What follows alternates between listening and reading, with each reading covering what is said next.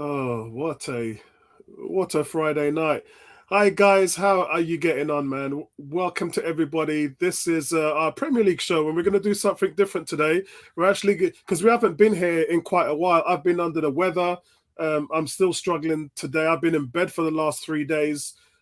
So I'm even while I'm talking to you now, I've got high temperature. I've got a headache splitting right across my skull. So I just want to welcome the other guys here. It's Drew. Drew, how are you doing, man? Um, I'm in a pretty good mood at the moment. First part of the trebles in the bag. Let's face it. Yep, yep. I can't believe I just said that. I've just kissed a death the entire season, haven't I? It's the pressure. They can handle it though. They can handle all the pressure. Oh no, I think we're fine with pressure this season. I've never seen City look so steely and resolved. So Yeah, I'm pretty confident, which doesn't normally actually happen. So yeah. I mean, I can't believe it's been something like 14 games that they've won, and they're scoring 3 goals in every single game. I've just never seen anything like this before, and I've seen you yeah. do this from the front. And I've seen you. This is what's new for me. So actually, let me talk to Andy first before I go into all of that. Andy, how are you getting on, bro? How are you doing? Yeah, I'm good. You? Yeah, I'm not. Well, I'm feeling like crap at the I moment, but was going to say, I hope you're feeling a bit better tomorrow. You don't sound like you've had a good day today. no, it's been awful. Today's actually been a decent day because for the first time I wasn't in bed for 14 hours. I actually got managed to get out to Costco's today. So I What felt you've like I got? was. I don't know what it is, mate. I've I've had a splitting headache, blocked up nose. I've got nothing on my chest because I've got a low lung capacity, 70%. So that hasn't impacted me. It's just in my head, and I just cannot get it out. Constant headaches. I've been taking a round of painkillers and soluble tablets and Lemsips and everything for 3 days straight, but I can't think straight. I can't, I just can't do anything. I'm just lying down in bed all day, literally trying to deal with this cracking headache. So it's calmed down a little bit, but it's starting to kick back up now. So yeah, I'm just under the weather, man. I'm just Well, under I the wish you weather. better soon, mate. Yeah, yeah. So but everything's okay with you? Yeah, I mean, you know, my team could be doing better, but yeah, other than that, Yeah, all right. I hear you, bro. So I just wanted to go back on to Drew before we go into our format today. Drew, I can't believe that they're on this. I've never seen it before. As I said, I've seen them lead from the front and win the league by what 19 points or something Yeah. crazy like that. I've seen them go neck and neck with Liverpool where it was just so tight and it's just like who's going to slip up first? But I've not seen them come back from behind in the way that they have with Arsenal. It's been a gap of around 8 to 11 points at various points of the season. To be The, the fair, the the only comparison from a City perspective I could think of is the first title. yes, We were 11 points behind United with 6 to play, and then luckily they fell apart because they didn't enjoy being chased by a team that just kept winning and winning and winning. yes, yes. Um, I mean that was a mentality thing. I'll be fair to Arsenal; it's not a mentality thing that's costing you at the moment. It's a Saliba's crocked thing that's costing you at the moment. So It is, we're, but to be fair, we've No, got a little bit lucky on that I, front. I think there is a mentality thing as well in there. I yeah, think not mentality as such. I think the Arsenal players have shown good mentality. I think they lack one or two experienced guys who can get them over the line in the way that City know how to do it.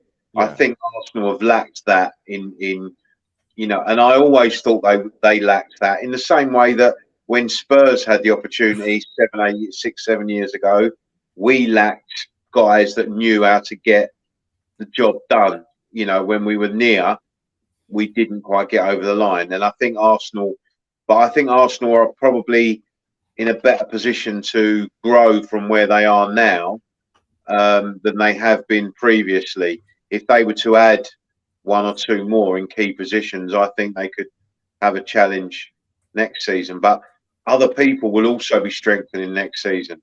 So, you know, Arsenal might find it more difficult to do what they did this season.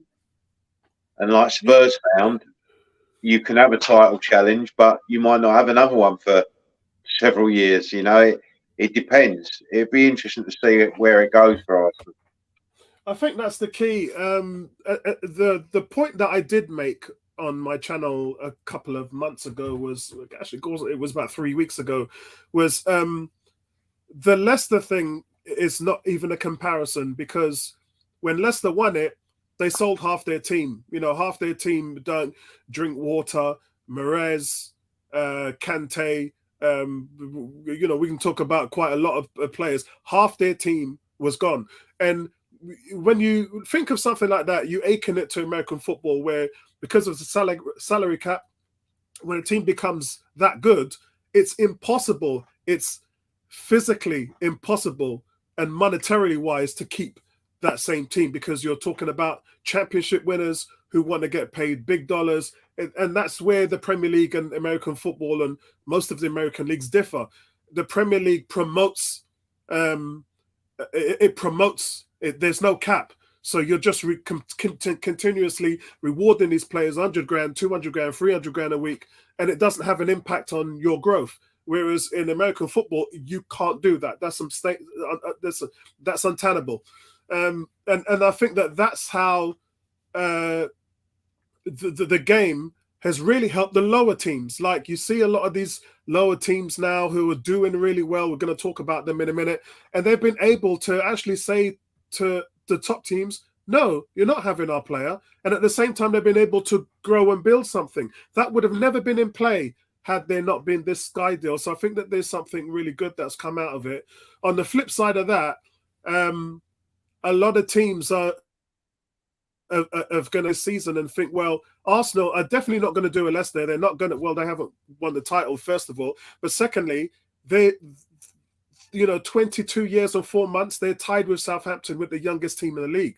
So they're only just beginning their journey.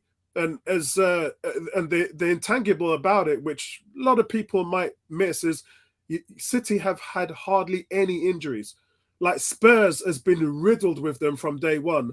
Arsenal's had Partey out for 2 months, Zinchenko out for 2.5 months, Smith Rowe 5 months, Jesus out for 3.5 months. Saliba now has missed the last 3 months of the season. So we've had to sort of carry that, and yet those guys chased City all the way to the end. So I can be nothing short of proud of what this Arsenal team has actually done. Remarkable to figure out what they went through when City beat them, then to win 7 games in a row to try and get that back. It's just been an extraordinary season. I love the way that when Spurs finish second, Spurs are trophy dodgers, but when Arsenal finish second, they're brilliant, and we can't call you trophy dodgers and stuff like that. Yeah, we're trophy dodgers. I mean, we're bottlers or whatever. Call it what you want. I mean, my point is, Spurs weren't when they didn't make it, and you're not now when you don't make it. The fact is, all the teams in the Premier League are up against the juggernaut of Manchester City. Yeah. Right now, Manchester City are, in my opinion, light years ahead of every other team in the league. Yeah, I agree. I know you've made a good fist of it. I mean, you got 50 points in the first half of the season. Now, even Pep commented how amazing that was. 50 points from 19 games. But you've only got 25, 26 from the last 15 games. And that's where it comes back. And so it's very difficult to maintain that level. But City have done that now for 5-6 years. Yeah. They had a dip the year Liverpool won it. But, generally City have just been untouchable in the league since the second year of Pep. The first year of Pep, he was finding his feet. From the second year onwards, they've been virtually untouchable. I mean, the last 6 seasons of the 18 trophies available domestically in the last 6 seasons, if City, as I believe they will, win the league and FA Cup double, forget what they may or may not do in the Champions League. I think they can do the treble, but Yeah, You know, yeah, me too. if they do their cup, they'll have won 11 of the last 18 domestic trophies available. So that means 2/3 of all the trophies that are available are being won by Yeah. Manchester City. Yeah, So that doesn't leave much. But you know, people say, "Oh, finishing second's not good enough." I mean, I Yeah. keep having this conversation with other Spurs fans. You know that how poor we're, and I'm sure we're going to come to later how poor the season Spurs have had. But yeah, you know, the fact is that it's not easy to win a trophy in this country. It really isn't, because you know the only team, Liverpool, have won 3 of the other 18 with 1 Premier League, 1 FA Cup, and 1 League Cup, yeah, and the other 4 trophies have been shared between Chelsea, Leicester, Arsenal, and Man United. yeah, They've yeah, all won 1 each in the last 6 years. So basically, if you're not City or Liverpool, chances are you're not going to win a trophy in the last few years. And look at what's happened to Liverpool this year. yeah, You know, yeah, you know, it's really, really difficult. And this is what I keep saying to Spurs fans: is what do they expect? People keep saying, "Oh, Poch didn't win anything," and I'm like, he got us our best league finish since the Premier League began, and he got us to the only Champions League final we've ever been to in our history. yeah, So, okay, yes, we didn't win a trophy, but we were the best team in the league, really, over a couple of seasons under Pochettino. You know, for over 2 years, we got the most points, the most goals, conceded the least goals. You know, but unfortunately, in each of those individual seasons, there was one team better than us, Leicester and Chelsea. You know, but in the other season, both of those dropped away. But unfortunately, you know, whatever. In the last 6 years, Arsenal have won 1 FA Cup, just to answer Cam. So they haven't won 4 FA Cups in 7 years. That's wrong. Sorry, mate. I've just got to take issue with you there. You did win a cup 7 or 8 years ago, maybe. But in the last 6 years, you've won 1 FA Cup. yeah. They actually won in 2017. It was 14, 15, 17, which was 6 years ago, and then 20. So Yeah, I'm in the talking last about 6 the years, last that's 6 2. seasons. So that would be 2. Yeah, Yeah. that would be 2 then. Yeah. No, you've won 1 FA Cup in the last 6 seasons. That can't be right, because we won in 2017. So that was the season before. Season. Yeah, yeah. 17, 18, 18, 19, 19, 20, 20, 21, 21, 22, and this season 22, 23. You've won 1 FA Cup in that time. Oh, okay. Right? You won in 16, 17, and 14, 15. You won a couple before that. So, yes, you've won 3 in 9 or something, but it's only 1 in the last 6. 3 and 9. Yeah, yeah. Well, 9 years. If you're going back to 2014, that's when we beat Hull when we were 2-0 down. So that was 9 years ago. So yeah, so that would be 4. I mean, yeah, it would have been the 10th season ago. Yeah, because seasons go behind. That's what I'm saying. Mm. So yeah, I was taking the last 6 seasons specifically because that's when City started dominating under Pep. So I'm taking it specifically from when City took over. That's incredible. It's just an incredible achievement, what they've been able to do. And we'll take a look at this format now, guys, and it's really about how we see the teams performing this season. I mean, we've got the strugglers. Let's start with them. Let's start with the relegation fodders, guys. And if you disagree, let me know, and we'll change it. We'll come to a consensus here. So the relegation strugglers are these teams. Funny enough, they are actually the bottom 5 teams in the league, which actually doesn't apply to our rules here. I mean, at one point when I was doing this, I even had Chelsea in there because I just thought you cannot spend 600 million, and believe me, Chelsea's coming, man. You can't spend 600 million. Go out and actually use other teams to scout your players. All they were centrally doing was watching what other teams. They watched what City was doing, what Arsenal was doing, and they thought, oh, right, those teams are interested in that player. Let's go in for them. I mean, it got that mad. And how they sacked Graham Potter, I'm not sure really whether sacking Potter was the right thing to do. Considering what they're doing now, I think they probably should have left it till the end of the season, because you have to at least have a plan, like know where you're going first. Maybe Tottenham to the extent, but Lever's done this many times before. Whereas Bowley is just a rookie. He's got no idea, no clue what he's doing. Whereas Levy, at least, whether people agree with Daniel Levy or not, at least he's got the experience to do it. But I just think that at this stage they probably should have left Potter. But let's have a look at these teams, guys. Would you agree that these teams are the bottom strugglers? With the grade, Southampton is definitely an F. Everton all over the place, man. Leeds are, out of all these teams, I've been really, really shouting for Leeds. I really have. And while they're not in the relegation position, they're 17th. Same goes with Leicester. I think that there's still a chance of them to get out of it. But what's your thoughts on this, guys? Do we leave it as it is, or would you like to see someone else in there? Do you know what? I would actually move Leicester out of that grouping, and I would put Chelsea into that grouping. Drew, that's what I had. I had Leicester in the group above and Chelsea in this one. The thing is, at the start of the season, I predicted that Leicester would be bottom of the table and out of the division comfortably. Yeah. The lack of investment over the summer, then again in the transfer window. Yeah. They've had the complete opposite of Chelsea in terms of money going into the club. And I think Leicester have actually done pretty bloody well, considering how much they've lost in the past 2 seasons, player-wise, since the FA Cup win. So I think personally Leicester will stay up. Would you agree with that? I don't think you can say Leicester have done well this season. They've been they haven't. Pretty poor. They've done exactly as I expected of them, which for me, I'd put them above Chelsea for that. And then you have to remember what I said, Andy, when I talked about what happened when Leicester won the league. You don't win a league and then you get rid of seven of your top players. Because I still say that was a freak that season. It was a freak because all the top sides were in transition mode.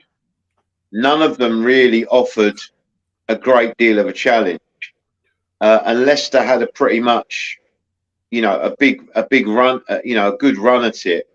And I do also think that there was a period of the season when other teams were like, it was almost like everyone wanted Leicester to win the title. It was a strange season. I mean, given that we were the ones that were following them for a period of time that it was a strange season, that it was almost like everyone wanted to roll over and let Leicester win the title. It was a bit of a strange one. Once all the big we done the double over them that season, and it weren't even close. So one game we beat them 5-2. The other game we trounced them 4-2 down their place. Yeah, that was when Walcott was playing as a striker. He was absolutely brilliant. He was. Well, I still say the game that cost us the title that season was the game at White Hart Lane, where it was 0-0 with 10 minutes to go. And Harry Kane hit the bar, and the ball bounced back, went down the other end. Leicester got a corner, and Huth scored the winner, and they won 1-0 at White Hart Lane. And that sort of 1 minute sequence between being an inch away from going 1-0 up, and then a minute later being 1-0 down, that sort of 6-point swing in one game was probably what changed the course of the title.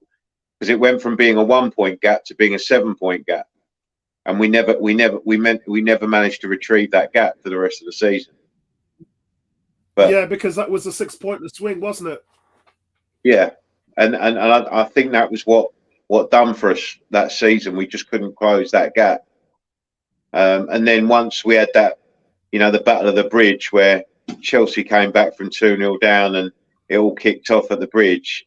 And Hazard got the 2-2 draw, and then we just gave up after that. We just they knew they couldn't win the title, and we just lost after that. But yeah, I mean, it's one of them things. I think Chelsea deserve to be in there. Really, they've had an appalling season. To be honest, I don't want them to be in there, but you could argue that Spurs have had a pretty appalling season as well. You know, it's only because we've stayed because we had a good period. You know, that first 10 games and then the sort of 10 games after the World Cup, we had 2 good periods in the season where we won a few games. That got us into a position which has managed to keep us in the higher echelons of the table. But the middle 10 games around the World Cup, we were absolutely appalling. And that's what led us to fell away from Arsenal and City. You know, and now we've, again, post-Conte, we've been appalling again. I'm not saying we were great under him, but we seem to have lost the ability to win.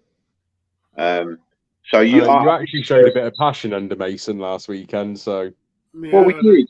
But then, I mean, how unbelievable was that? The first team to ever come back from 3-0 down at Anfield in the Premier League, get back in the 92nd minute and then give it away again in the 94th minute. I mean, how typical was that? Yeah, it's I saw it and I was just like, you cannot make this stuff up. You really can't make this stuff up. Well, I'm not going to lie. Richarlison scored, and I thought, it's all over. I'm going to go. I'll pop outside for a quick cigarette now. Yeah. By the time I came back in, my wife was sat on the sofa, absolutely pissing herself with laughter. I was like, I bet, yeah. I was like, what's happened? She's like, they lost it. 30 seconds after you left the room, Jota scored. I mean, yeah. And Jota shouldn't have even been on the pitch. Yeah, he should have been red carded for the challenge on Skip. Do you know what? I've actually been getting some stick off of Liverpool fans over this because I do think Jota should have been red carded. I don't think there's any doubt about it. Does anyone actually think that he shouldn't have been red carded, other than a Liverpool fan? No, I think he should have. I think he should have been off. The tackle on Skip, that was it for me. We've seen it all along, though, haven't we, Andy?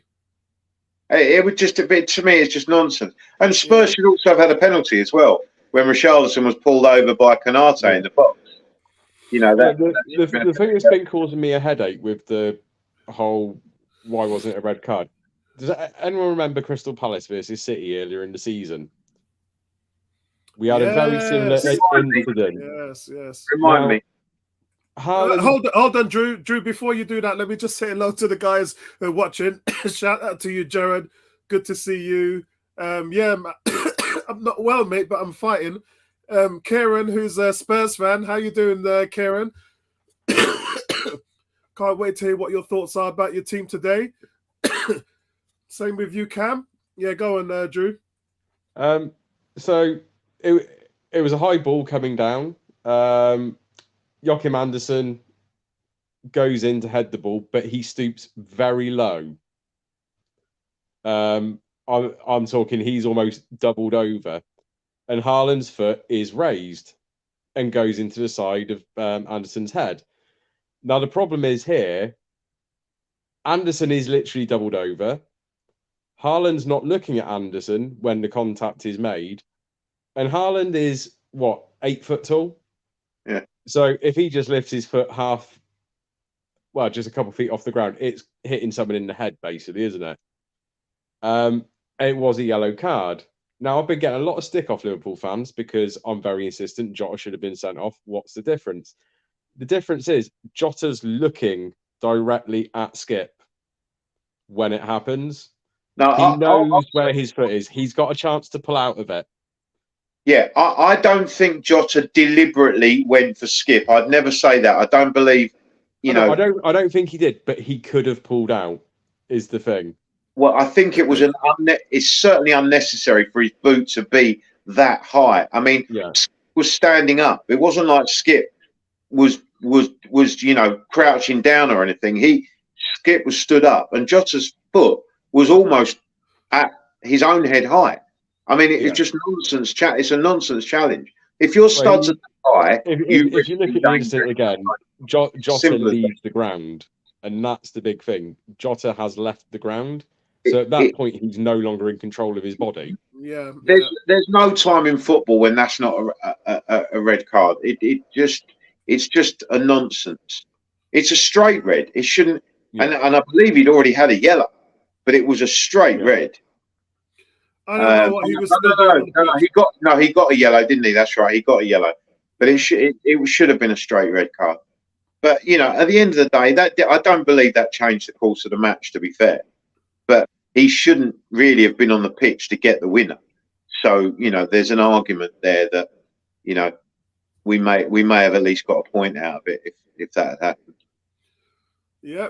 So guys, are you happy with the relegation strugglers there? I'd take Leeds out of it myself. It's weird because they've conceded so many goals. Yeah, it's been a big problem for Leeds. But if you watch a lot of their games, Leeds are often not the worst team. I mean, I can remember them giving Arsenal a real hard time earlier in the season. Yeah, Arsenal still won the game. I'll be honest, I'm not looking forward to tomorrow kick 3 o'clock. I mean, that Ellen Road squad. That Leeds squad now being run by Allardyce could actually be a bit too tasty for City. Yeah, but it's at the Etihad, isn't it? Yeah, I think it's at the Etihad. Yeah. I don't like playing Leeds. Yeah, they're like Brentford. They've got the potential to be kryptonite. Not beating Leeds. There's too many holes in that back four for you not to take advantage of it. I think. But we've also got Big Sam for the next 3 games at Leeds, and that's slightly terrifying. So here's the problem, Andy. They've got Man City, they've got Newcastle, yeah, they've got West Ham away, which is a relegation battle, and then they've got Tottenham at home. Yeah, well, they'll get 3 points against us last day of the season, so they've got to find. I think they've got to beat West Ham and Spurs. I don't see them getting anything from the other 2 games. Yeah, if they get 6 points there, they're safe because that'll put them on 40. No, they'll be on 36. Sorry, they're only on 30. Yeah, that's right. That'll put them on 30. They're only out of it on goal difference at the moment. Yeah. God, it's so tight down there. There's only 4 games left. So Southampton are gone. So yeah, Southampton are definitely gone. Let me see. Nottingham Forest. Everton are in trouble. I mean, Everton are at Brighton this Sunday. You wouldn't think they'll get anything much out of there. At best, a point maybe, but I would imagine that Brighton, now they've got their tails up, they can sniff Europe. I think Brighton will really put it on, but Brighton have got a tough run in themselves. But Nottingham Forest have got Southampton at home. That's a relegation battle. They've got Chelsea away. That's going to be a joke. They'll probably win that. They've got Arsenal at home, and then they've got Crystal Palace away. But you see, Forest have got games where they could get points, you know. I can see 6 points out of those 4 games as well. So, wow. I think Forest 6 points are more likely than Leeds' 6 points as well. And then the last, because they're all on 30 points now, right? And then there's Leicester City, who's got Fulham away, Liverpool at home, Newcastle, oh my God, away. And then they've got West Ham, which is probably, again, a relegation battle at home. I can't see Leicester City getting 6 points in these matchups. The thing is, they could win that. They could beat West Ham. If West Ham probably need 1 win to save themselves. Yeah. If they can get 1 win somewhere, then West Ham will be all right. So if West Ham are safe, then Leicester could win that last day of the season. If West Ham have already got themselves safe beforehand.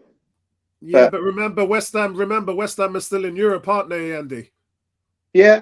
Yeah. I mean, I still believe West Ham will find 1 win from their remaining games, and I think that will be enough.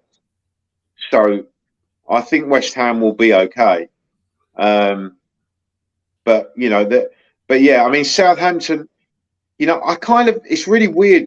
I kind of want Everton to survive, but I also want Leeds to survive. So then that kind of means Forest and Leicester going down, and it's a kind of, I don't really want them to go down either. It's a bit. I wanted Bournemouth, to be honest. I wanted Bournemouth to go, but they've done well enough to avoid. Incredibly well. They've done incredibly well. Bournemouth. So guys, let's move it to.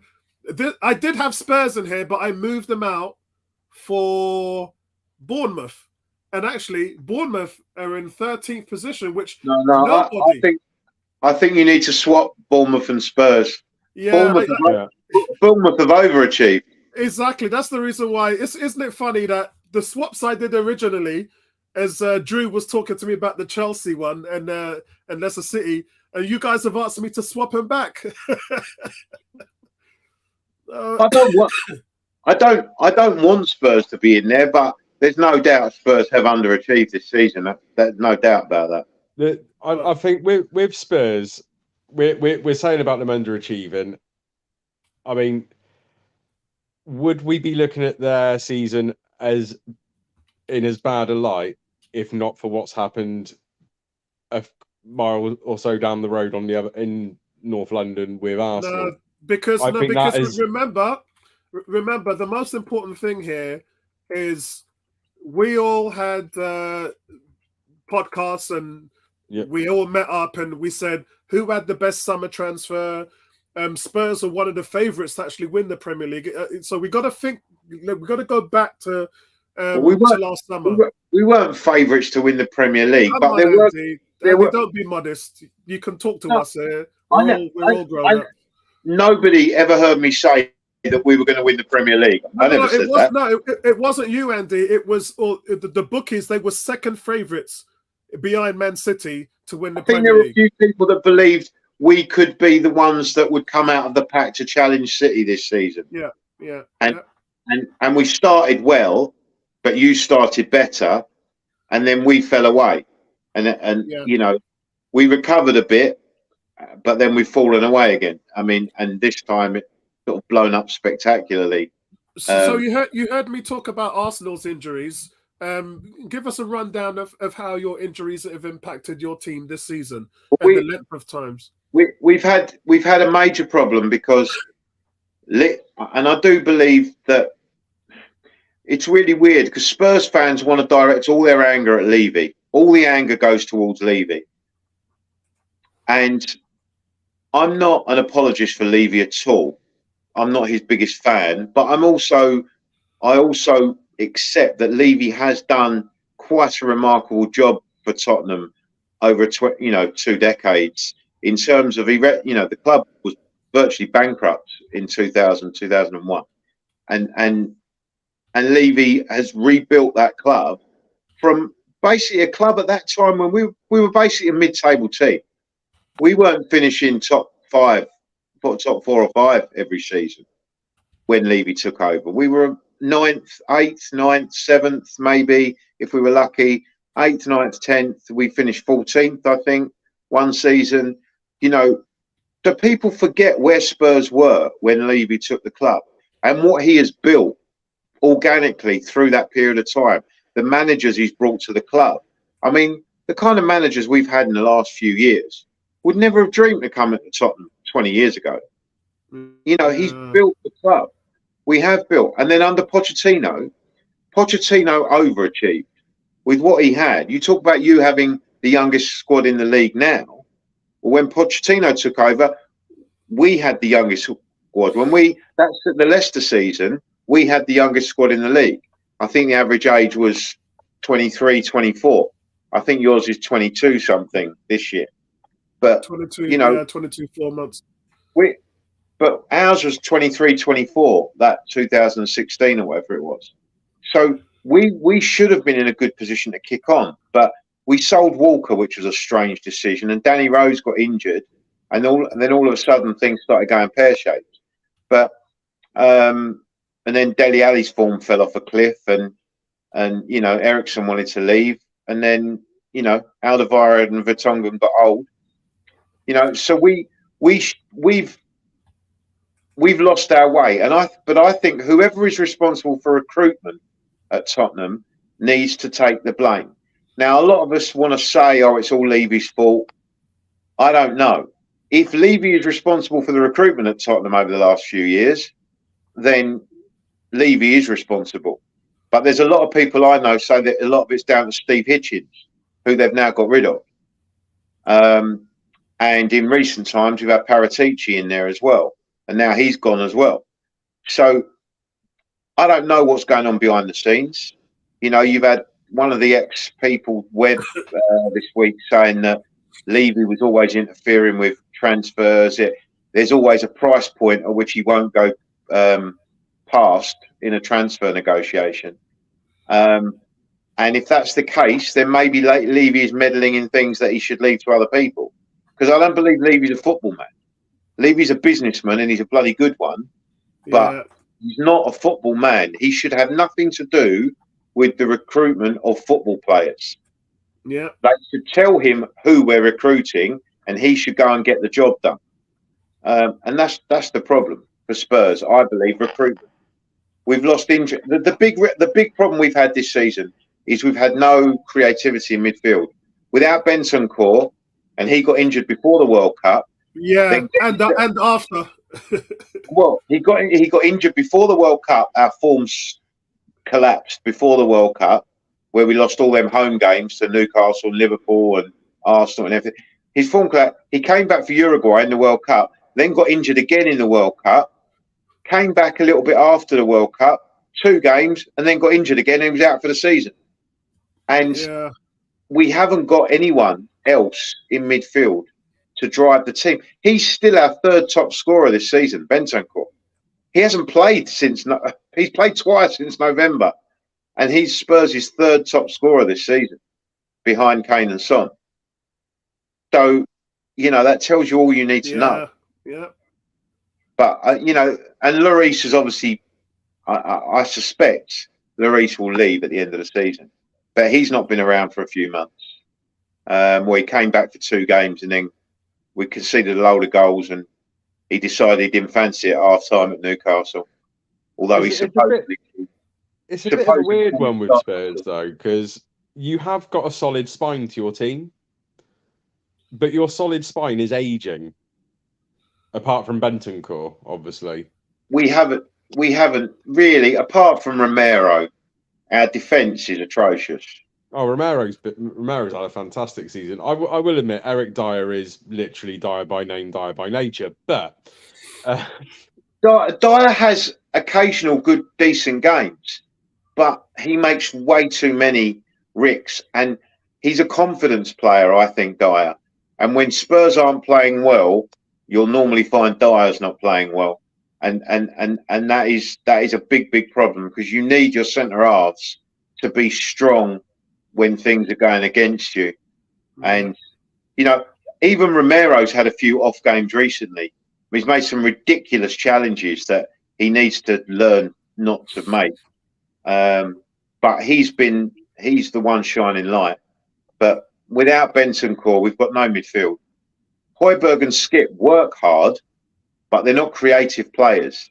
They're workers, but they need somebody to give the ball to, and we just don't have anything. That's why you always see Kane in the middle of midfield, because the only time Spurs ever look any good is when Kane drops deep and makes the play for Son and Kulusevski or Richarlison up ahead. That's when Spurs look good. But Kane needs to be further up. We need to get someone. But now, who's going to want to come to us if we're not in Europe next season? Well, I still stand by my opinion of your best option is to actually sell Harry. But I agree. Just says they need Andy in his prime. Who said that? Jajesh Patel. I think you know him. He's Tony Cox's friend as well. So you obviously know who he is. Jigesh, yeah. Yeah. I used to play. It come up on my screen as Facebook user. So I don't know who it was, but yeah. But yeah, Jigosh, I used to play up front with Jigs. Yeah, that's because he hasn't clicked the waiver in the heading. Yeah, no. Yeah, so we can't see it. He's a good lad, Jigs. There he is. Yeah, there he is. Excellent. They need Andy in his prime. So for us guys, it's really about there's the issue for me is I did have Liverpool in this group, but I moved them up for 2 reasons. One, because they are actually battling for top 4, even though I don't think they're going to get there. But Liverpool has suffered with in my opinion, what is the worst. And let me put that up so we can at least have a look and see why I didn't put them in here. Let's get rid of this. So this is the sheets of the worst injuries. So Premier League's injury table. Yeah, which team had topped the league for the injury table? Look at this. You probably can't see this, but it says Liverpool have had 162 injuries. That is nearly 40 more than the nearest rival. It's not even close. Like when you come down here, you see Chelsea with 124, Newcastle 122. Great job by Eddie Howe if they had the third most injuries in the league. Nottingham Forest 120. So when you look at the numbers here, they're relatively close. But Liverpool have had nearly 40 more injuries than any other team. Yeah, but we including when Jurgen Klopp, when Klopp does a hammy. But you see, Apollo, this is where statistics are very, very misleading, because I see Tottenham, who I believe have been hampered one of the worst by injuries this season, and I can see that they're down there in 15th below Arsenal. Yeah, but remember, Arsenal's had a lot of injuries. Spurs' injuries have been long-term injuries. Bentancur, Gasuma, Lloris, Romero was out before the World Cup. Richarlison. Yeah. We've had serious injuries to key players. Having 4 injuries to 17-year-olds that are in the squad, named in the squad, but never actually fielded. That's not the same. Yeah, I agree. But look who's down there in 19th, Andy. Yeah. Which is exactly what I said to Drew when we started the stream. But I can guarantee you, though, like what Andy's saying about the long-term injuries, when City get an injury, it's not they're out for a game or it's an unimportant player. When City get an injury, it does tend to be a player who is in the rotation, who will get decent minutes. Liverpool are literally like, oh, fair choice goalkeeper's got an injury. Better get that out in the newspapers. I just think Liverpool are very much like apologising for their own problems before they have a problem. It's just one of Klopp's little whinges that he gets to have 80% of the time. It does, so, but my point, Drew, is that what's going to happen when Liverpool are fully fit next season? That's my point. They've been fully fit most of this season. It's just been the squad players who we wouldn't ever see or hear of who have been picking up injuries in most cases. Diaz has been a massive miss for them. Yeah, Diaz has been a massive miss, and I will not doubt that. Well. Diaz and Jota. Yeah, I think if they'd have had them back earlier, they would have started their run earlier, and they may have. They would be chasing down United right now. So yeah, because the one thing that Andy first said when he came up on it is next season, a lot of teams challenge next year. So I didn't hear any of that, Apollo. Sorry about that. As Andy said, a lot of teams are going to challenge harder next year when they obviously reinforce in the summer transfer, and then when they get their injuries back and sorted out, Liverpool are going to probably be, in my opinion, which is why I showed that chart in the first place, they're going to be the ones pushing the hardest, because they've probably had it worse this season, and because they've been so good. I mean, last year they chased City harder than we did. I mean, they was ridiculous last year. But if you remember pre-season, to ridicule from all of you, I said that I thought Liverpool would struggle this season. You did. And you did. And I said I thought they'd come with a wet sail late in the season, which is exactly what they're doing. But I think they might have left it just too late to make the top 4. They'll be close, I think, but I think they've just got just too much to do. I think at this time. The thing is for Liverpool though, they're finishing well this season. They're not going to get Champions League. They need to do a massive overhaul in their midfield. Yes, but then they're going to hit a problem next season though. Salah's going to be 33, approaching 34. Jota is, what, 27, 28 now? He's aging. So once they've had this massive problem with, oh, look, all of our midfielders are in their 50s, they're going to realise our front line's aging now as well. Darwin Núñez is not the player we thought he was.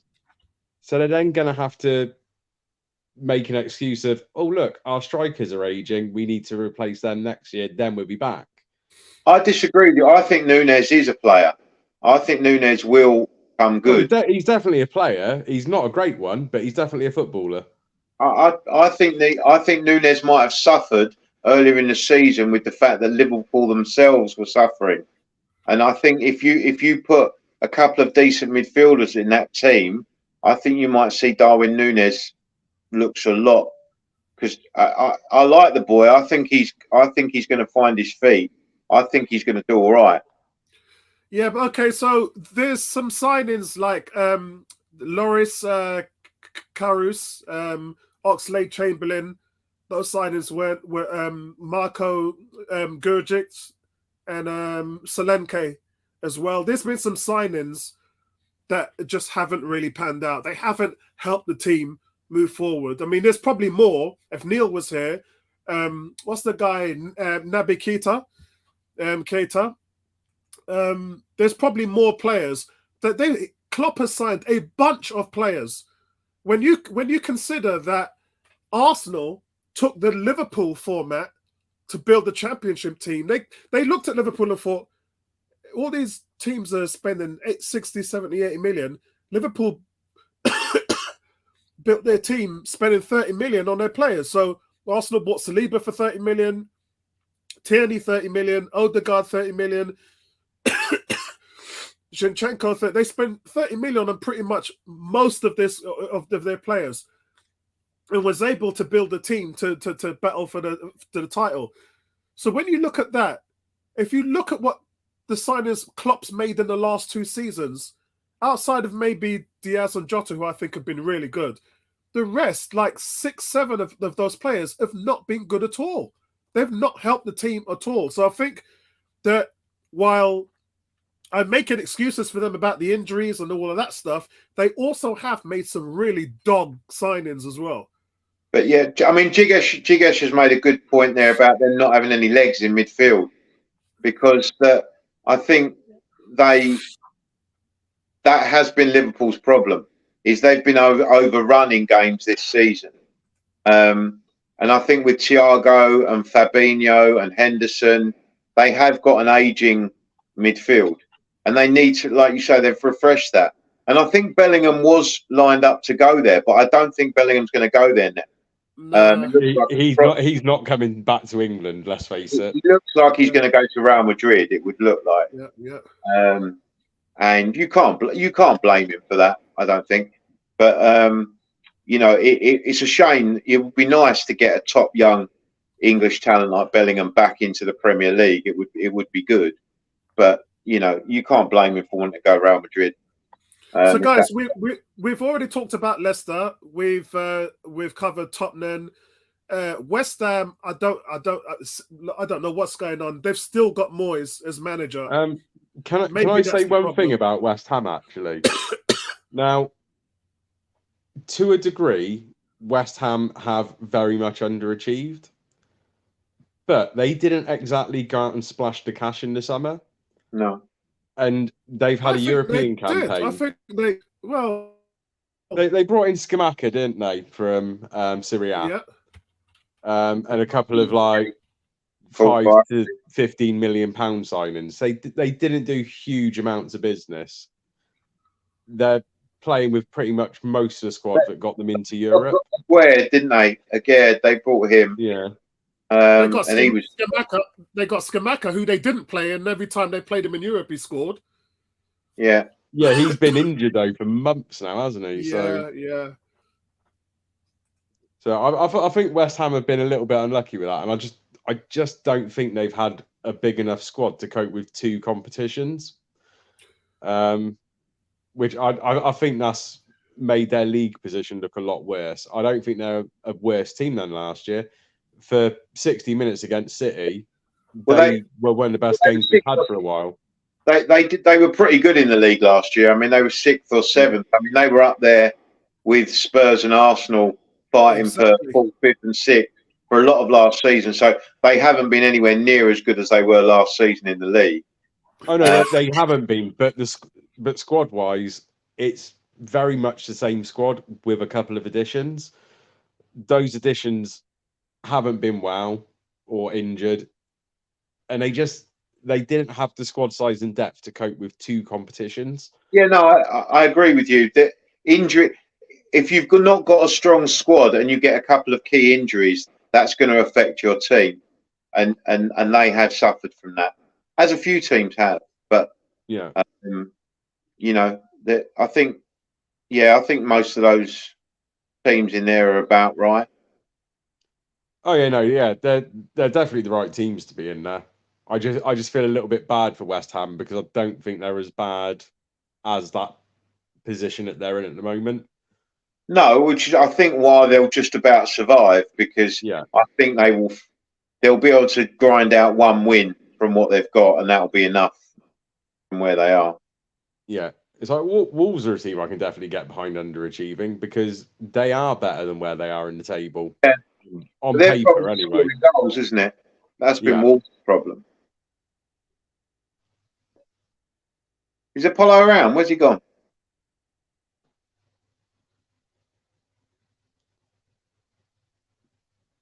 Hello. I mean, we could break down Crystal Palace, but yeah. Now that Roy's back, everything's good again. Crystal Palace are a funny one because I've got a lot of time for, even though he's ex-Arsenal, I liked the style that Vieira had Palace playing. They were playing good football, but the wheels came off. I don't know what happened. I don't know if he fell out with any of the squad, but all of a sudden they just didn't seem to be enjoying the football like they seemed to be earlier in the season. I mean, some of there's a lot of rumours that he had issues with Andre Ayew and a few of the senior forward players. Well, that seems to be what's happened. But I mean, with Ayew and Zaha and Elise and Eze, I mean, they've got some really good footballers in that team.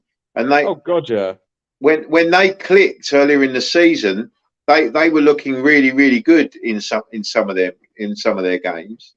But then it all just seemed to get very toxic for a period of time. So I can only think that when that happens, that, you know, in much the same way as it seemed to happen at Tottenham in the second half of the season, that it's all got very toxic, and that the players have fallen out with the manager in some way, and you know, that's what happened to Vieira, and Hodgson's just come in and steadied the ship, and decent players are playing decent football again.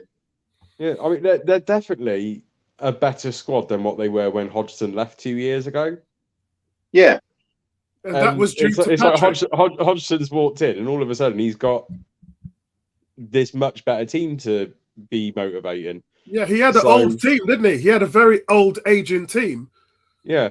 And now he's got half of Man City's youth team. So yeah, he's come back. He's got all these fresh, young, energy, strong, players who've got great adapter duel. I still think they miss Gallagher. Yeah. But, I mean, he's enjoying it. Vieira put that more young, exciting, better footballing team together, but he then's obviously fallen out with some of them, and then it all kind of went a bit toxic, and they've had to bring Hodgson in to steady the ship. And all that's happened then is they've gone back to enjoying their football again, and they're playing well again now. The one thing I've got to say, we've got them tomorrow,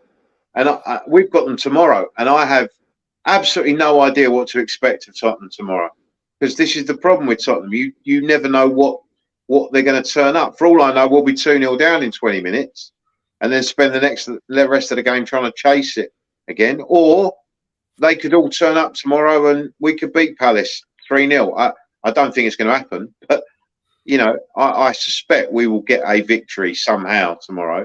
Because I think once Palace have got a head start, then you'll score a couple afterwards.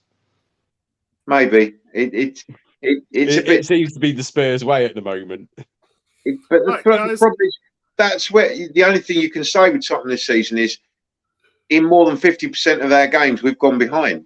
And in a lot of those games, we've gone at least 2 goals behind.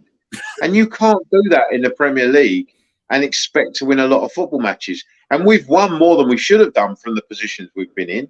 We've actually got quite a lot of points from being behind. Yeah. But, you know, you can't do that. And previously we were. Sorry, guys. You But did yeah, say- no, I mean, what's the next section, Apollo? Yeah, I did put it up, but I had to change Fulham from a B- to a C+ because I thought they were going to finish in the top 8. They still probably would, but at the moment they're in 10th, 5 points adrift of Brentford. So sorry about this, guys. I'm really losing it at the moment with my coughing. So, guys, what's your thoughts on this one? These are the teams that are figuring it out. Probably the C+, Bs. And we got Aston Villa in there. Aston Villa absolutely fantastic since they brought in Emery. What a coach. Well, before Emery, Villa were probably a D-. Yes. Since Emery, they're an A-. Yeah, let's bump that up, shall we? Actually, let's at least give it a B+, I think. Where are they now? They're in 8th place. So they're battling Tottenham. Actually, they've played the same games as Tottenham and have the same points. Yeah, we've just got a two better goal difference than Villa, and we go to Villa Park next week. So you know that game could well decide who finishes above the other. I always said that Emery was like an underrated coach and could do really well in the Premier League with the right team. He did well at the beginning at Arsenal. I remember Arsenal going 22 games unbeaten under Emery. Yeah. But the expectations I don't think it was Emery's fault at Arsenal. I think a section of fans, which happens at all clubs, just didn't like the way he played the game. Which I can't understand. He plays lovely football. But yeah, no, but didn't he? He had the toxic situation with Aubameyang and Ozil and stuff, didn't he, Emery? I mean, that was a real problem for Arsenal for a couple of years with all those overpaid guys that were not really pulling their weight for the team. It was a big problem. And Emery had no support. He had no jurisdiction, no power, and basically had to take it on the chin and lump it. And unfortunately, that's a recipe for disaster. As you said, one of the things that Arteta did well was he just cleared out all that stuff and got good young players in. And started playing, you know, decent football again, and really, and the thing is about young players is you can get them to do what you want, because you know you can mould them. What you've got when you've got, you know, guys coming towards the end of their careers like Aubameyang and Ozil, who've played in top sides and are on big money. There's an element of resentment builds up within the club when they're not pulling their weight. And it, you know, that's what that causes toxicity in the dressing room. So, Drew, do you want to talk to me about Ollie Watkins? Now I have slated Ollie Watkins many times. But quite honestly, he's made me eat my words in the last 10 games. How good has he been? I would say on form at the moment, he is the best English striker in the Premier League. Agreed. In terms of what you're getting, especially when you consider value for money as well. I think he is doing absolutely brilliantly. But the whole Villa squad at the moment, I mean, Martinez, the keeper, he is finally looking like the player that he does for Argentina. So I think they've just had a great second half of the season. Bournemouth have shocked me. Fulham, down to Villa, Fulham are probably my biggest surprise because I had them and Bournemouth down by Christmas, to be honest. So the fact that they're both in with a shout here, finishing top half of the table, they've done brilliantly. Bournemouth were banging trouble 10 games ago, But Gary Neal's managed to get them to win 6 of their last 9 or whatever it is. That's They ridiculous. just pulled it out of the bag. I mean, Bournemouth were in the bottom 3, if I remember rightly, 10 games ago. Yeah. The fact is, though, they're winning games with Solanke up front. I mean, I've just apologised for insulting Ollie Watkins. I'm not going to change my opinion on Solanke. He is absolutely useless, but they are winning with him. So more power to Bournemouth on that, and more power to O'Neill for obviously knowing how to get the best out of absolute chuff. Obviously, Bournemouth were helped by winning 3-2 at Spurs. Yeah, But yeah. everyone's winning at Spurs at the moment. I mean, they weren't really how. Well, you did gift them at least one goal, but that's your own defensive frailties here. Mm. But yeah, For me, Bournemouth have spent the most of the season out of the relegation zone, which is much better than expected. We've talked about some teams have been in there, and some teams have been sort of fighting in that situation now. They've spent a lot of the season away from that bottom 3. You got to give them credit for that. Mm. I mean, I mean, they're not doing what Brentford done last year. I mean, that's one thing that we do need to say. But anyone who didn't have Bournemouth going straight back down to the Championship, anyone who says they didn't predict that at the start of the season is lying, quite frankly, apart from a Bournemouth fan. I thought they would be in the bottom 3, Yeah. Yeah, me too. Yeah, me too. Easily. I thought them and Fulham were both gone before the season So started. in that regard, you have to give Gary Neal an immense amount of credit for what he's managed to get out of them for the last 10 games to basically pull them clear. Because he's done really, really well. I mean, they've got Billings got 7 goals this season. He's just gone crazy in the second half of the season. But Solanke, 7 goals, 7 assists. He's the guy that really stands out to me. But they've got there's a defender begins with S. Can't remember. It's Senese. Yeah, he looks pretty decent to me. Yeah. And also Ouattara up front looks quite on the winger. He looks quite useful as well. Tavernier or something like that. Don't know. I think it's Ouattara or something. But he's looked quite decent, and obviously Billings has done very well. Yeah. They've got a decent team. Look, they're Bertram took the piss out of them by saying they're relegation fodder, and then they come down to the Emirates and slapped us up and really made us jump out. Still, my best favorite game of the season was when we played Bournemouth. They really shocked us, and this is the Premier League, man. If you're not prepared, teams will turn up and beat you. And I've got a lot of respect for Bournemouth. I'm really happy they're in this group here. C+, figuring it out. They just need a couple of, they need 3 or 4 good, solid signings. And then I think that'll be able to elevate them. Where are they now? They're 13th. They could be in the top half of the table with some really good signings. I don't think so. I think success for them is to just pretty much stay where they are.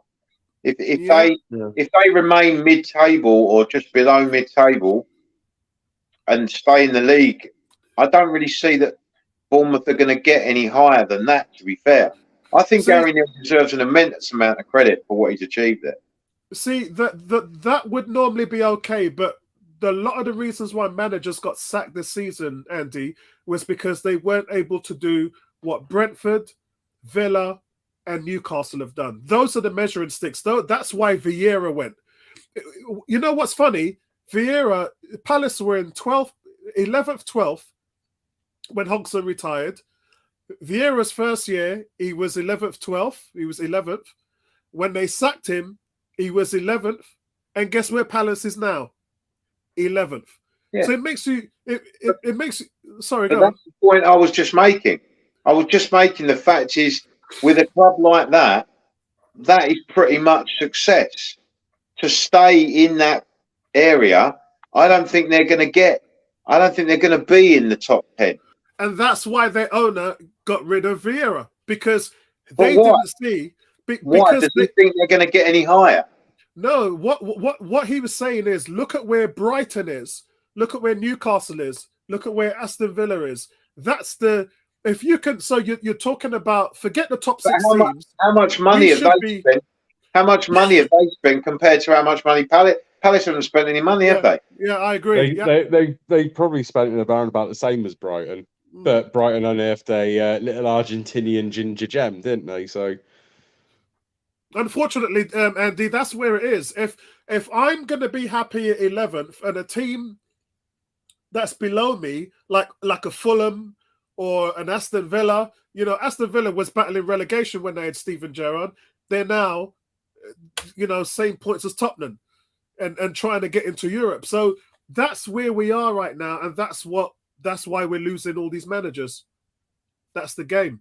It's no longer okay to be, what's the business term? If you're standing still, you're falling behind. So yeah, I for Bournemouth, they need to get into that middle gap, that 10th, 9th place. It's so competitive now. But yeah, I'm kind of really happy. Out of all the groups in this thing we're doing today, the figuring it out group is where I'm the most happiest with. And that's because of teams like Bournemouth, Brentford, Villa, Fulham to an extent, but they need another striker badly, man. Fulham have played so well defensively. They're so dependent in terms of striking. They don't have any plan B striking options. And that's why they were in for Nketiah. They were in for what's the guy from Spurs, Mora. They were in for a lot of players last summer, but we'll have to see what they do this summer. So, guys, here's the top. I don't think we'll get any arguments here, but this basically is the top of the chain. These are the big dogs. These are the guys that have really over and achieved this season and surprised everybody. Man United, quite frankly, guys, I have to be honest, I wrote them out of top four. And the only reason why they're in here is because I thought that they were going to finish 6th, 7th, maybe even 8th. And I said to you guys last summer, I said the teams that are going to feel it the worst is Man United. So I am hugely surprised that they are even in the Champions League argument and probably will finish in the Champions League. Newcastle speaks for itself. So does Arsenal. So does City. And then Brighton. Guys, Brighton, man. At the moment, along Villa, Brighton have been team of the season, quite honestly. And then Arsenal just behind the two of them. So the reason I'd put Brighton and Villa just ahead of Arsenal and what they've achieved is I thought Arsenal would get top 4 this season. I genuinely did. I didn't picture Brighton being this close to the top 4 at any stage, and I didn't picture Villa being as far away as they are from relegation at this stage of the season. I agree with Man United though being a B-, because now this is going to sound awfully hypocritical of me as a Manchester City fan now. But the amount of money that Man United have spent on players in the past 2 seasons, in fact, in the past 5 years, Man United, they should be there. They should be doing better than scrapping with Newcastle for 3rd or 4th place, in my opinion. Watching them against Brighton last night, they were devoid of any passion. They were devoid of effort for a lot of the game. And I just saw a lot of pettiness and, to be honest, spoilt brat behaviour from a lot of players in the Man United shirt, in particular Anthony and Fernandes. So I don't think they're as good as what Man United fans think they are. It sounds strange. Oh, I've got. Well, remember, this is year 1. This is first year. I'm going to go out and come back. No, I do Drew, appreciate this is his first year. Season. Oh no, I appreciate that. United's best result of the season, let's face it, was beating City. On a highly contentious goal that should not have stood in any way, shape, or form. But there you go. That's the rubber the green that you get sometimes in football, isn't it? you are going to get Howard Webb goals. That's just the way of it now that he's in charge of the PGMOL. Which might sound slightly bitter of me, but it was never a goal. But I don't think Ten Hag has done badly at all. I think Ten Hag's done well to curtail some of the egos in the dressing room. Yeah, But your first season, you're getting them into the Champions and they have League. an Anthony problem. Yeah. But they were already in the Champions League, though. They finished top 4 last season. Yeah, oh, no, they didn't. Yeah, no, they did. And then they got No. knocked out of Europe, didn't they? Hold Out on of a the Champions second. Did I they? think. Hold on.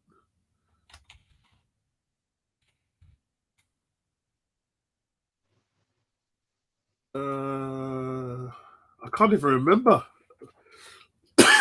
This is what happens having a middle of the Winter World Cup. No, they didn't. They didn't. It was they finished 6th. Of course they did. Yeah, they finished behind you, didn't they? Yeah, that's right. Yeah, but see, I thought they were going to drop down to 7th and 8th. So Ten Hag has improved them. Yeah. Tony says, "Can Man City and be on the same grade?" Yeah, pretty much. Because I will be honest, the thing is keeping Man City at that grade is adapting to a different philosophy of football. I mean, it was expected we would win the league this season. Yeah. It wasn't expected we'd adapt so quickly to having a natural number 9. Yeah. So that's the only reason I'd put Man City as an A+, to be honest, because we were expected to win the league. Arsenal have been the biggest shock of the season, though, exactly in the top 4. Exactly. Definitely. I mean, yeah, exactly. Brighton are the biggest overachiever in the league, then Villa. But then for Arsenal to be second, and let's face it, you are not dropping out of second, regardless of any results now. Yeah, I mean, it's phenomenal to even think that we're having a discussion about Arsenal, even now, even today, can still mathematically win the title. Yeah. We all agree City's won it. They've won it. They're not going to lose the game for the rest of the season. For me, they're probably going to end up doing the treble. But mathematically, Arsenal today can still win the Premier League. If City go to Leeds and lose, and then end up losing the second game, they could be in trouble. Sorry, guys, I am really struggling, and I've run out of water again today. Okay. That's my third trip to go and get water, and I'm still running out. What you need to do, bit of Benylin, bit of Olbus oil on your pillow, like your mum used to do for you when you were a kid. That's what you need, man. When I nipped off 10 minutes ago, I went to have a spoon of Manuka honey, and that calmed it down a little bit, but I'm still How much money are you raking in if you're using Manuka honey for your throat, Apollo? Yeah. It's really bad. When you've had the lung capacity that I have, man, you have to spend your money on those things, man. Yeah. So Newcastle, out of all of these guys, Newcastle, where they are, absolutely phenomenal. So I'm looking at the table now, and I still can't believe I'm looking at 3rd place, Newcastle United. I think they will finish 3rd as well. Yeah, me too. And I think it's fair. They have been, behind City and Arsenal, the best team in the league overall. Yeah. Number 1 defense. I mean, they do fall under the overachiever category as well, because yes, they have the richest owner in club football, but they haven't exactly flexed their muscle yet. But hear the joke: they've allowed 27 goals in 33 games. Yeah. That is championship defense. Yeah. And you got to think 6 of those goals have been against City. Yeah. So, I mean, that's crazy. No one else is literally scoring against Newcastle most. So, if you take out Man City, then they've only allowed 21 goals in the last 31 games.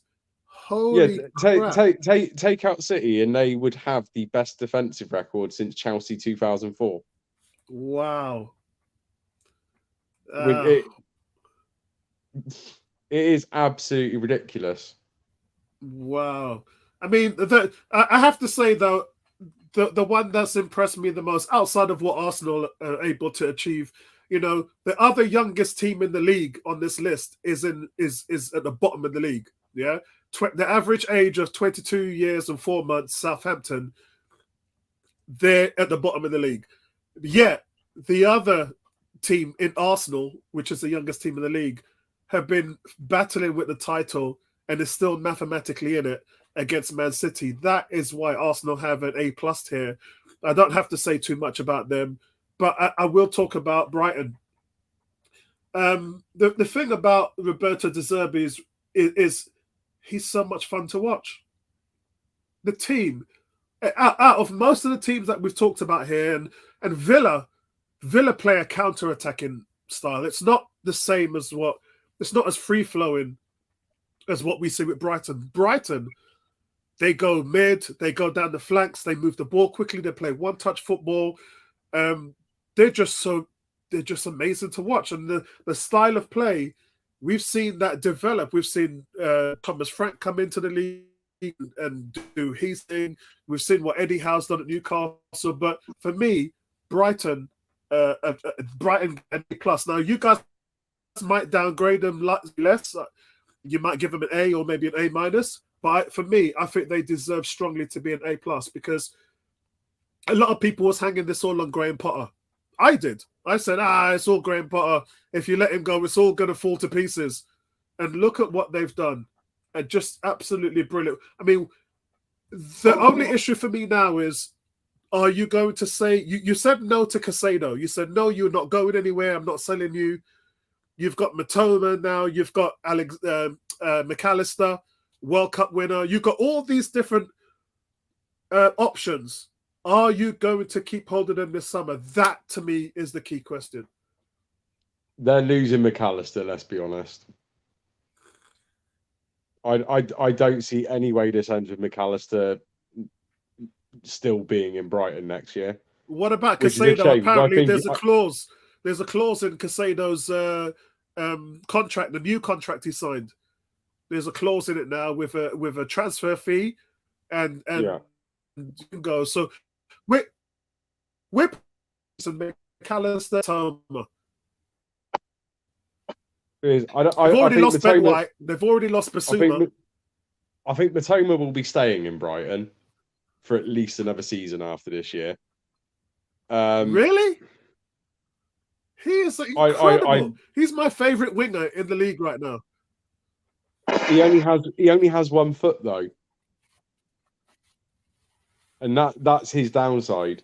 He's more one-footed than Riyad Mahrez, which is quite a shocker. But we saw it in the United game last night, actually. If Matoma had a left foot, United could have been beaten 4 or 5, to be honest. Andy, you wouldn't sign Song 2.0? I'm hearing Spurs fans calling Matoma Song 2.0. You wouldn't sign him, Andy? Look at the smile on Andy's face there. I love it. No, I think he does remind me a little bit of Sonny, but Sonny is both. Sonny can shoot with both feet. Sonny will score great goals with his left foot and his right. So that gives him an extra thing in his locker, which I think is quite important. I wonder whether Matoma might be one of those players that looks great the first season, but then everyone works him out the second season. So I would wait with Matoma to see what happens next season, whether peak teams start to work out how to deal with him, and how he copes with that. But he's certainly been very exciting, and he looks like a good player. But when someone's so one-footed, plans can be put in place to keep them away from danger areas. Although we're looking at him through the one-footed lens all of a sudden. Well, I mean, Man United did pay £86 million for a right foot on the end of a Brazilian last summer, didn't they? Yeah, they did. Well, true, but also angry little Brazilian. So. well, the greatest players that have ever lived have been one-footed as well, like Maradona and Puskás and people like that. So, I mean, I'm not going to knock it too much, but you can't put Mitoma in their kind of category just yet. But we'll wait and see what happens with him. But yeah, he's certainly been a revelation this season, no doubt. He goes past defenders. I don't think I've met too many players who can defend against him this season. No, well, he's been. I'll be honest. Wan-Bissaka had a really good game against him last night, and this is when everyone noticed how poor that left foot is of his, because Wan-Bissaka just drops into the inside right channel. He didn't let him in. Got to go on the outside. He can't do anything. He cannot use his left foot, and that it was a shame to find out, because I've been genuinely in awe of him most of the season. Well, this is what I'm saying is I'm waiting to see what plans teams put in place for him for next season, and whether he can replicate it once coaches have kind of got used to his style and start putting plans in place to keeping him quiet, how he reacts to that and how he gets around that. Son, people started to do that with Son, and he found a way to change it up and to make different movements and stuff, and he's found a way. Whereas I'll wait and see whether Mitoma can do that. So it's funny that you said that about Mitoma. I'm thinking the same with Haaland and Man City. How are defenders going to defend against this absolute monster of a player? Foul him. You know, Haaland is a freak. He's a freak of nature. His strength and power and height and ability is pretty unique. I mean, look, what he's doing hasn't been done for 100 years. You know, it's an incredible thing. I mean, he's in with a shout of catching Dixie Dean on 163. He needs 12 in 63. He needs 12 in 9 games. Yeah, he could do it, but it's a tall order at this stage of the season. I mean, he's 6'4". He runs a 40-yard dash in 4.35 seconds. That is NFL wide receiver speed. He's 22 years old. Yeah. I can't believe I'm actually saying this. He is phenomenal. But he is also playing in one of the best teams of all time. No, I don't buy that, because he was doing this last year and the year before that. He weren't playing with the best team. Someone has actually said it. Yeah. So I don't buy all that. The question with City was, how will he adapt? How will they adapt from having the front three, which they've had Mahrez, Sterling, Jesus, and all of that? They had so much going from everywhere. Kevin De Bruyne was just like a magician, just throwing out cards and throwing out flowers. Now he has just a option, and he's absolutely. De Bruyne has adapted. Haaland has adapted. They've taken their time to figure it out. But boy, I mean, what now? That's what I'm saying. So what you talked about with Mitoma, next season, how are they going to deal with Haaland? This guy's incredible, man. If they had not won the league with him doing this, you'd have to ask the question why. As an Arsenal fan, I've got to put that out there. This guy's we'd have been spending a lot of money on defenders this summer, would be the answer. Oh boy. So guys, is that it? Have you got anything else to add? Yeah, just obviously this is quite difficult, because obviously you have to compliment Arsenal on what they've done this season.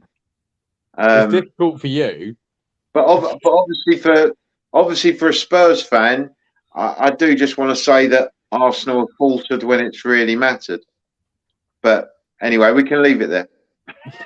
Yeah, and the thing is, I mean, you might say faltered, but I can't honestly see.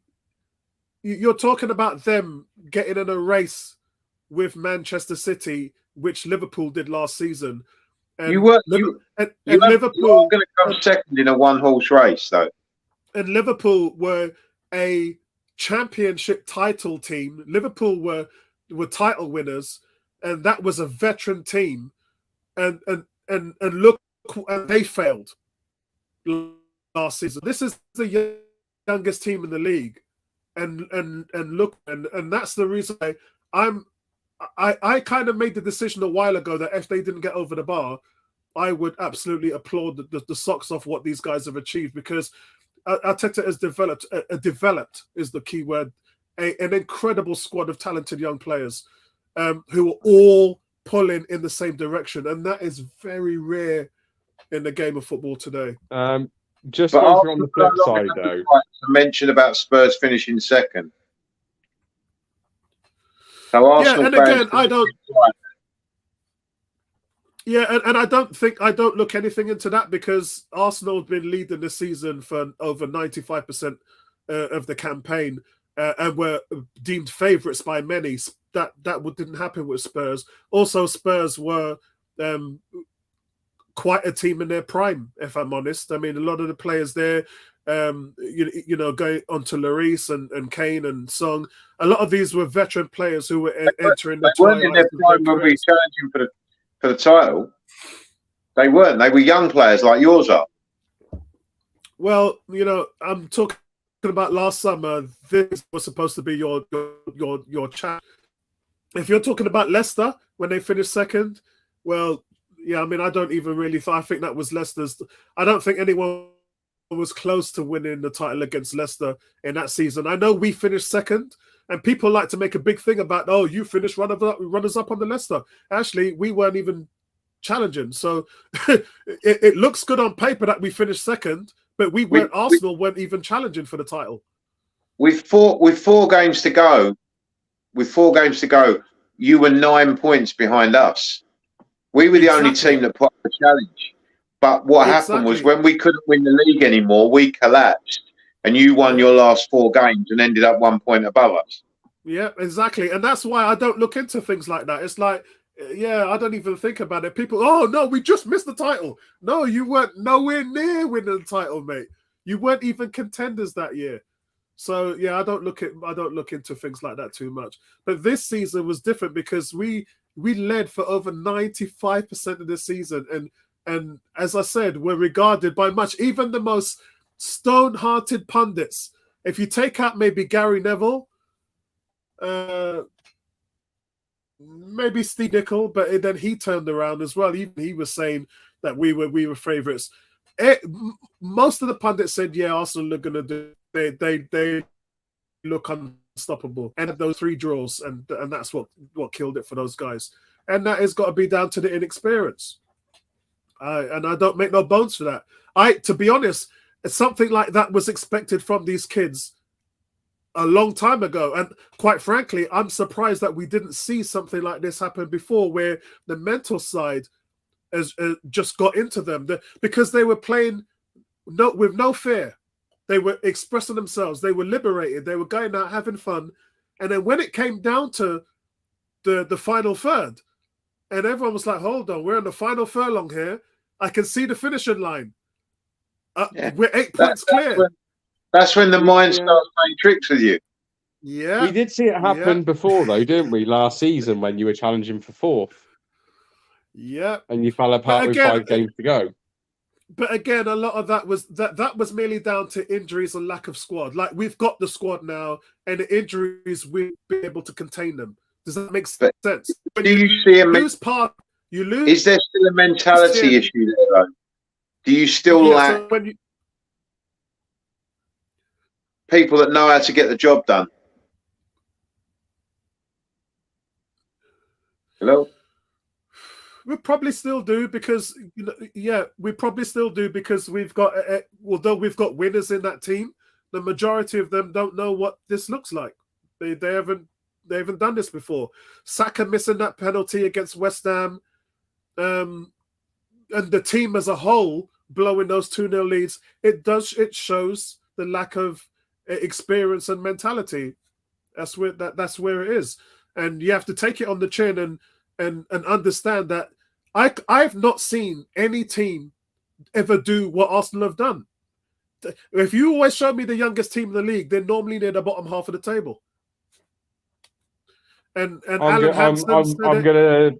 gonna challenge that with one team that did push Man United very close many moons ago. The 98 Leeds United team.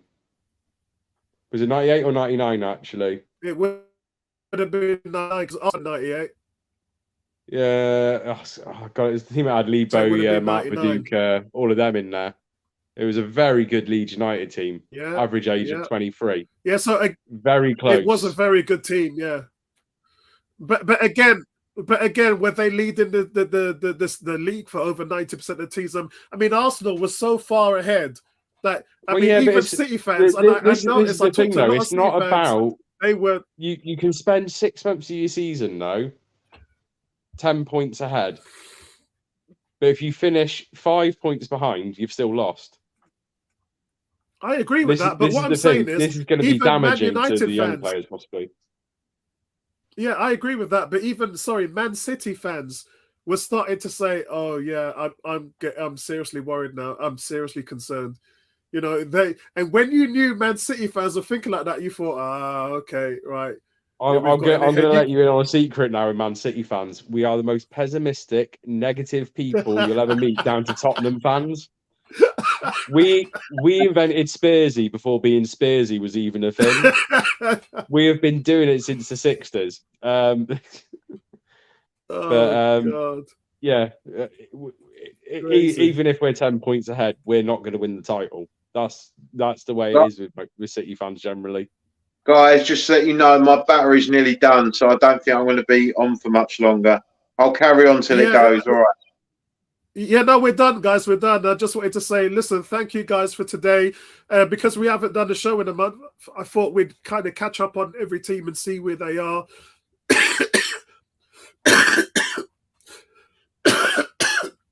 You can see where my throat is at the moment. I'm not doing very well. So you've done well to get through the show. I'm impressed. I tell you, I really have. I'm going to go upstairs and collapse in my bed after we finish right now. I want to thank you too for spending this evening with me so we could really go over the 4 phases of which each of these teams are. I think we pretty much got it bang on today. So thank you for your help. I appreciate that. And guys, listen, have a great weekend. A lot going on in England with the King's coronation. So everyone doing your celebrations, do what you need to do in order to get through the weekend. Speak to you guys later, man. Peace, everybody. Yeah. Thanks. Nice Thanks, one,